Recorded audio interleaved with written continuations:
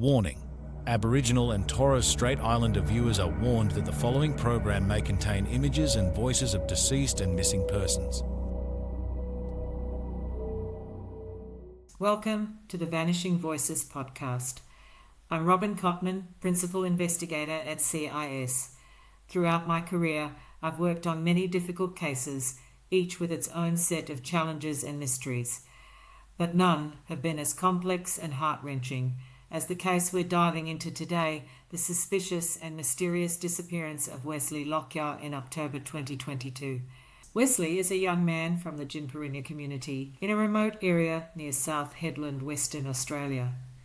This is a close-knit community surrounded by stunning but rugged landscapes.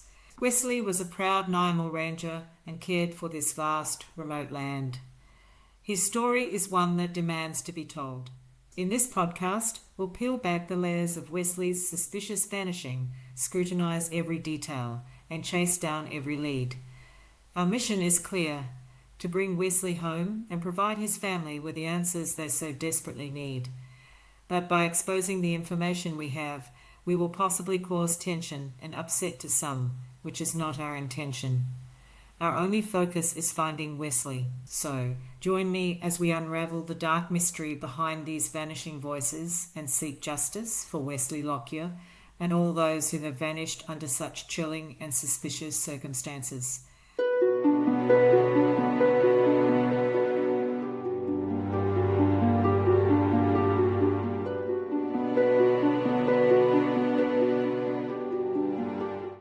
Wesley was a young man full of life, with close ties to his family and friends. But one day, without warning, he vanished, leaving behind a trail of unanswered questions and a community desperate for answers. What happened to Wesley Lockyer? Where did he go? And most importantly, why? On an ordinary October day in 2022, Wesley Lockyer vanished without a trace from the Pilbara district, leaving behind a trail of unanswered questions and a growing sense of dread. How could someone disappear so suddenly, so completely, in an area where everyone knows everyone? The circumstances surrounding Wesley's disappearance are as baffling as they are troubling, and today we're going to explore every detail in the hopes of uncovering the truth. Friends and family remember Wesley as someone who was well-liked, easygoing, and always willing to lend a hand. He had a deep connection to his roots and was well known in the Pilbara district, where his family had lived for generations. But despite his strong ties to the community, Wesley seemed to vanish into thin air, leaving behind no clues to his whereabouts. South Headland and the Pilbara district, remote, rugged, and vast, but also where there are tight-knit communities, where the land holds stories that go back generations. For Wesley, this was home, a place where he was known, where he belonged. So, what happened on that fateful day in October 2022? Wesley was a familiar face in this region, known for his kind nature and deep connection to his culture and community. He was seen on the morning of October 24th. He appeared very concerned, worried, and was calling for his Yalbo brother, saying, "They're blaming me for something I didn't do." This was the last time Wesley was seen or heard. Within half an hour, Wesley had vanished. No one saw him leave. No one heard from him. It was as if he had disappeared into thin air.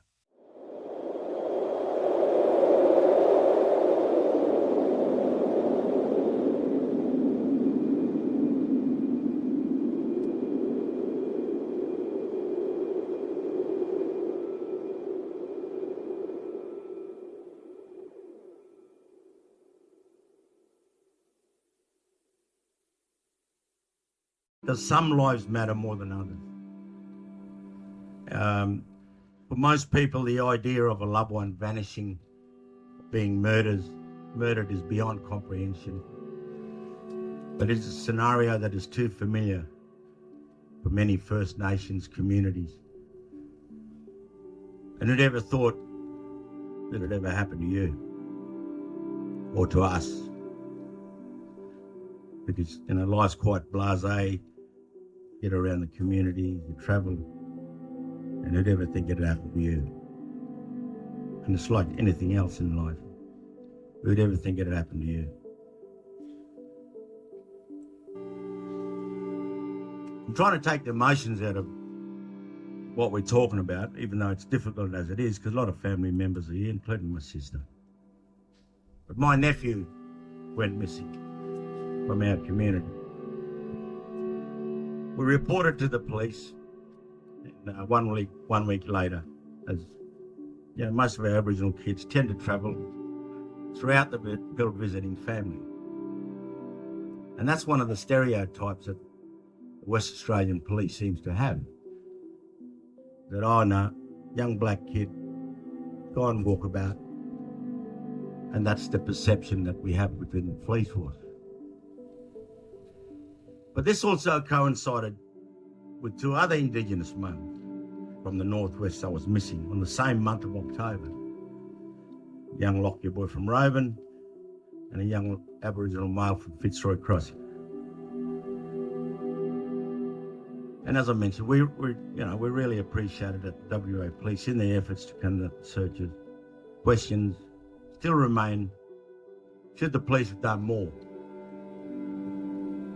Police will simply pass on the matter to the missing persons unit, and that's where pretty much it sits. So does some lives matter more than others?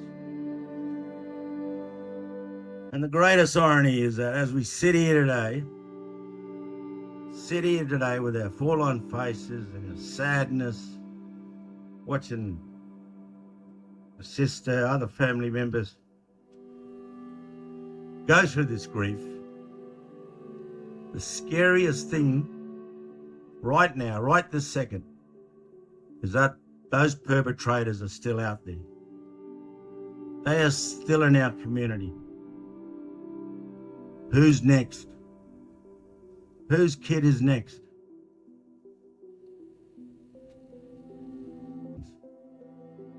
The decision to treat these as individual missing persons cases rather than a potential linked series of events has caused stress and frustration for the families. There's an underbelly happening in this northwest of missing kids. This is a recording of Barry Taylor thanks to Ngata Media.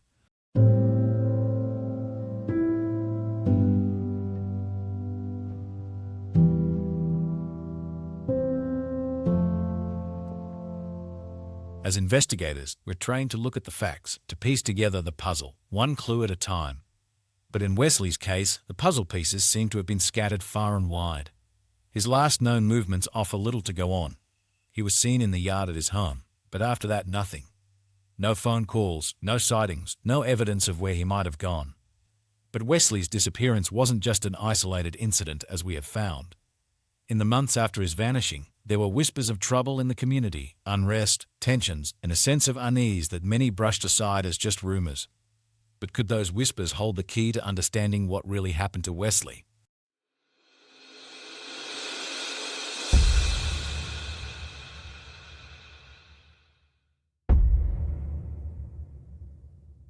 The Pilbara district is known for its vast, open spaces and a deep connection to the land.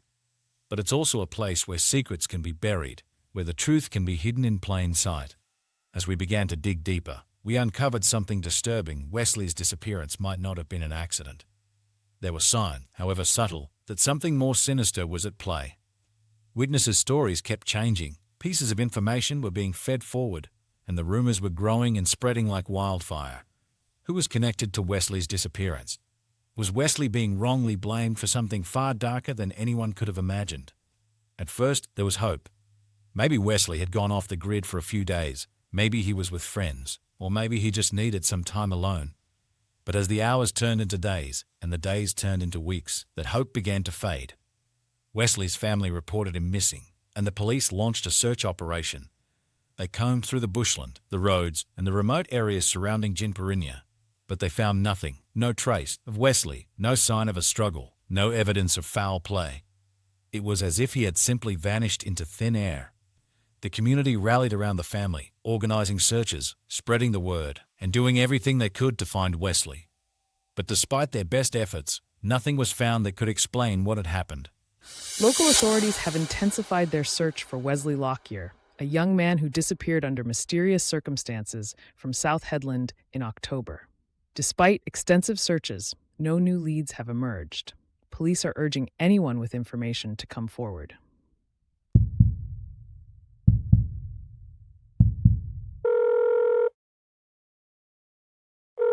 As the days turned into weeks, Wesley's family grew increasingly desperate. They searched tirelessly, combing through the bushland, questioning anyone who might have seen something, anything that could lead them to Wesley. But their efforts were met with silence. For Wesley's family, the lack of answers was unbearable. They knew that Wesley wouldn't just disappear on his own. Something must have happened. But with no evidence, no witnesses, and no clear motive, they were left with more questions than answers. The circumstances surrounding Wesley's disappearance are shrouded in mystery. Why would a young man with everything to live for suddenly vanish? What happened to him on that October day in 2022?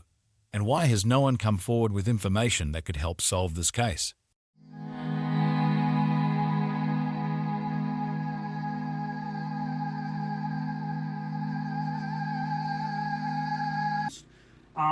But I'm sure the call to action and the part of the call to action around the missing persons is something that will move forward. And look, it's something that is going to be put towards or to WA Police. I can't comment on it personally. I don't accept that. I've been sitting for 19 months suffering and in pain here. You know? I don't accept that. Something needs to be done, and it needs to be done now. We're not going to be waiting. I came here 12 months ago, standing in this exact position, asking for help, and I have not heard from anybody. My son's case sits in missing persons. 3 months after he went missing, he went directly to missing persons unit, and none of those people have contacted me. None of them. I've sat and suffered in silence, me and my family.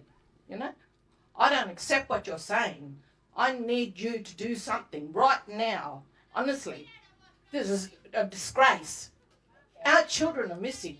This man is my child. My son was the first one that went missing. His name's Wesley Lockyer. He went missing first, and I begged and I pleaded with everybody. I'd done letters to the Aboriginal Affairs Minister. I did letters to the Attorney General Quigley. I did letters to Papalia. I've done letters to Linda Burney and Senator Cox. I've asked Kevin Michelle to follow up what was happening in Parliament House. We had a meeting with Kevin. We had to go and ask the families from Roban to join us in a meeting with Kevin Michelle. And you know what? I have not heard anything back from any of those people. It's disgraceful.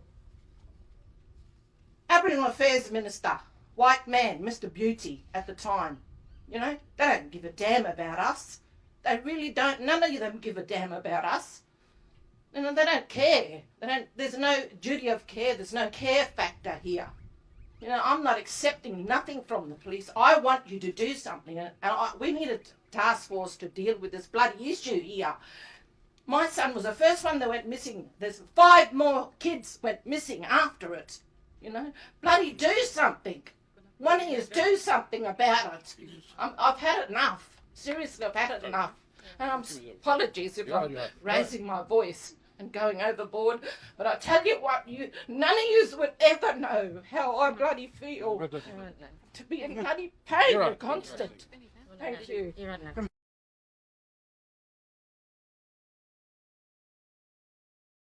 This is the mother of Wesley, begging police for help. Thanks to the video from Ngada Media. And this is also Joanne, Wesley's mum, out digging up country every spare moment, looking for her big son. No person should have to go through this.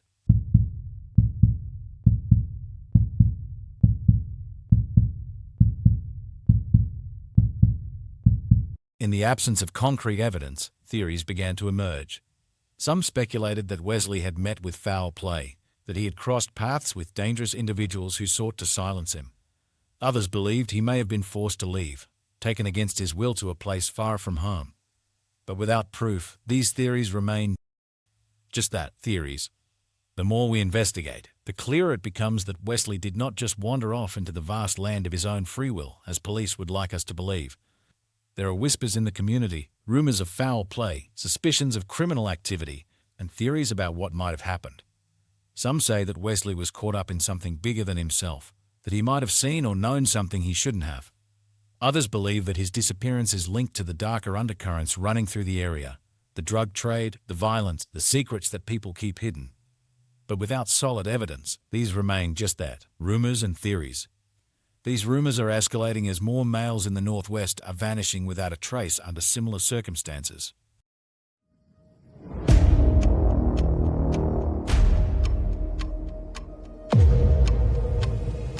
In our ongoing investigation into the disappearance of Wesley Lockyer, we've made efforts to speak with the individuals who last saw him. Unfortunately, most of them have been reluctant to talk. We've even offered them the opportunity to appear on this podcast, giving them a chance to share their side of the story. So far, no one has accepted the invitation. Because of this, we can only present the information we have, discrepancies included, and you, like us, can form your own theories and conclusions, until someone comes forward and tells us the truth. Let's begin our investigation by looking at the days leading up to Wesley's vanishing. There is no secret as to who were the people who saw Wesley in the days leading up to his vanishing. But were there others who we haven't identified yet? Wesley had been travelling with the Nyamel Rangers, visiting Broome and Fitzroy Crossing. He wasn't alone. His Yalbo brother Raydu and a few others were with him. By all accounts, it was an enjoyable and straightforward trip. The Rangers returned to South Headland on Thursday, October 20th, and that evening, Wesley and Ray were dropped off at Jinpurinya. There didn't seem to be any concerns at that point. The next morning, Wesley was up early. His friends Desmond and Monica gave him a ride into town, while Ray stayed back at Jinpurinya. Wesley had plans to attend the Gumala meeting, which started at 8 o'clock. Desmond and Monica dropped him off outside Chicken Treat before continuing on their way. Wesley attended the meeting and later joined the music festival that followed. That evening, he met up with Ray again, along with Michael Allen, Adam Jeffries, Warwick Wilson, and possibly Wally Dershow. This we are still trying to confirm, at the Walkabout Hotel near the Port Hedland Airport, about 10 kilometres from town. After that, the group headed to the Last Chance Tavern back in town. Ray mentioned that he lost sight of Wesley at the Walkabout Hotel. Later that night, it was confirmed that Wesley stayed at a friend's house in South Headland. The next morning, he was given a lift back to Jinpurinya by Robert Hicks. Robert even recorded a video of Wesley walking to the car that morning, looking hungover and half asleep. You can see for yourself Wesley was hungover, not under the influence of drugs, and experiencing paranoid and erratic behaviours as police want us all to believe. Acting crook, are we?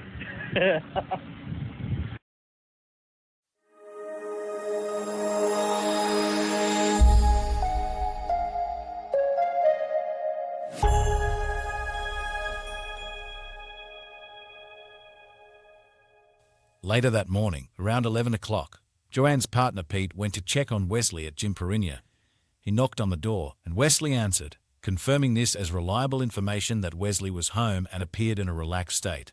There was nothing to indicate that anything was wrong. That afternoon, some of Wesley's nephews heard him snoring inside the house. They even joked about how loud it was. On Sunday morning, Wesley was picked up from his home by Wally and Vince Dershow, also Maitland Naria. However, we cannot confirm this as we have been unable to speak with them. They drove him to the neighbouring community, Punyanamel, to visit Michael Allen and his partner, Carmel. It was apparently a brief visit, and after a short time, they drove Wesley back home. According to everyone there, Wesley seemed like his usual self. Later that day, Wesley was in contact with both Michael and Carmel again. This is unconfirmed by investigators. Meanwhile, Ray and some other friends, Cade Dershow, Jackson Albury, and his partner went hunting. Wesley declined their invitation, saying he just wanted to rest. Cade left his partner, Lydia, at Wesley's house. Although investigators have conflicting information about this as new intel has come through, and we will be exploring it further. At that time, there were several people staying with Wesley. The house was small, just 2 bedrooms, and Wesley often slept on the couch. Ray and his partner, Darian, had been living with him since April of that year. But after that Sunday, no one seemed to see much of Wesley.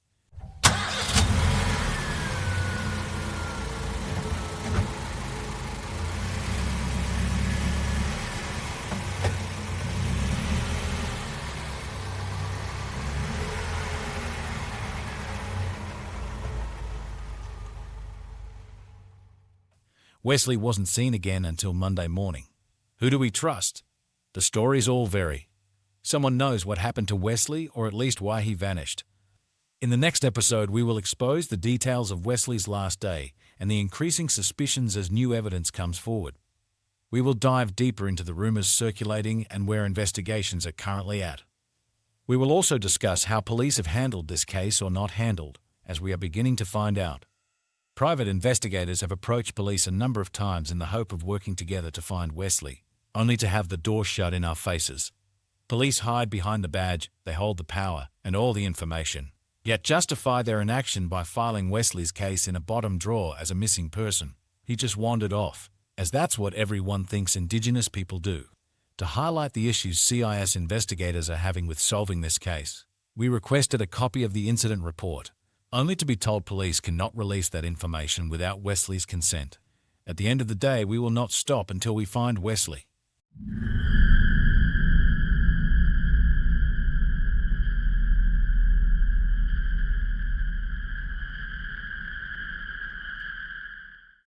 Thank you for listening to the Vanishing Voices podcast.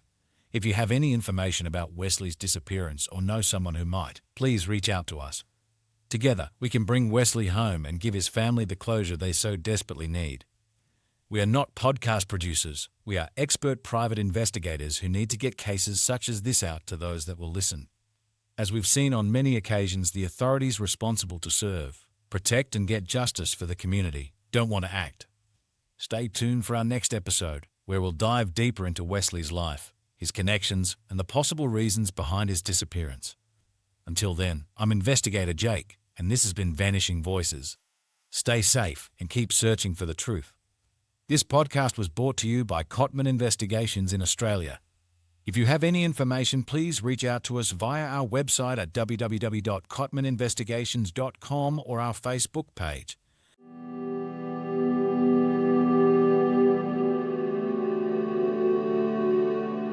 I want to thank everyone for showing their support, showing up and coming with us as we demonstrated that as a community we've got a clear message.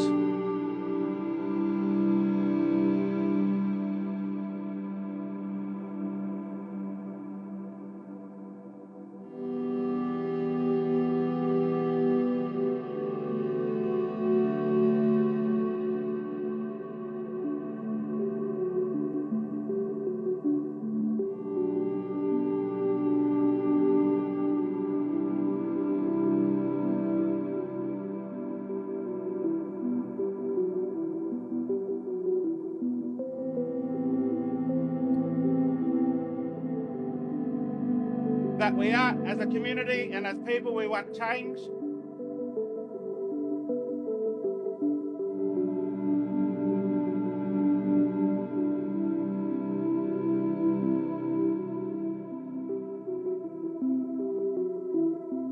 Bring them home! Bring them home! Bring them home! Bring them home! Bring them home! Bring them home!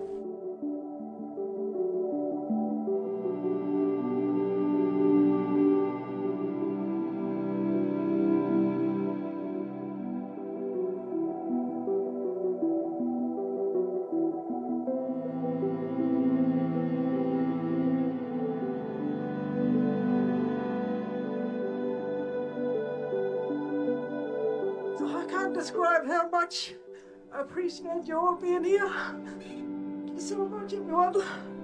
Thank you for all the support, the love, the kindness, and empathy. Thank you so much.